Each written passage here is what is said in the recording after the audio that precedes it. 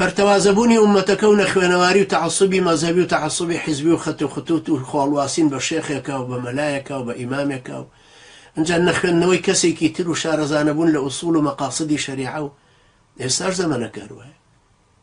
جا تیری دوژمن بە جەرگمانەوەی ئەوە مەغۆلەوە تەتارەوە ئیستیعمارەوە احتیلالەوە ئەنواع وەشکاڵ کوفر و تاغوت و داگیرکەرانی وڵاتەکە و داگیرکەری دەماخ و داگیرکەری خاک هەموو هاتوونەتە پێشوو. زەمانەکەمان لەو زەمانەی ئەوە چێ کەچی کاڵی نیوای بن تەیمیە وای فەرموو هەرێکە لە عاسی خۆی زیتە بێتەوە ڕاستە بێتەوە بۆ چونکە دار هەڵگرە سەگی دز دێر. ئەمانە خوای گەورە تەشبیهی کردوون بە سەگ.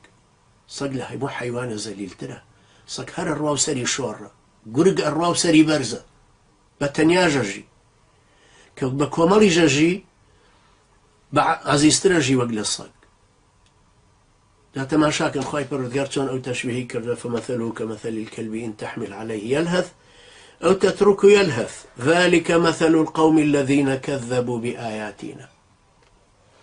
ئەوە نمونەی ئەو کەسانەیە کە دینەکەی خوای پەروەردگاریان بە درۆ خستوت، خاصەتەن ئەو کەسانەی کە یەکەم جار وەریان کرد یا بینیان.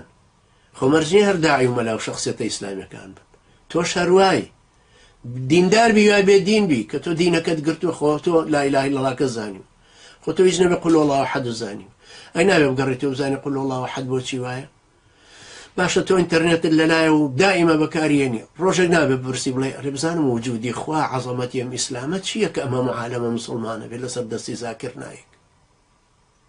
ئەی باشە ناپرسی بۆچی ئەم هەموو زەختە لە موسڵمانە کرێ هەموو ڕۆژێ هەزار کەسە کوژرە لانی کەم کەچی ئیسلام هەر لە برەودایە.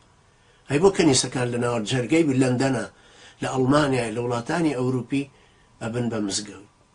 ئەی بۆ نابینین مزگەوتە ببێ بە کەنیسە؟ مزگەوت بۆ چۆڵ نابێ هەر قەڵەباڵغترە بێ؟ باشە تۆ نابێ بپرسی بڵێ قووەتی ئیسلام لە چیایە؟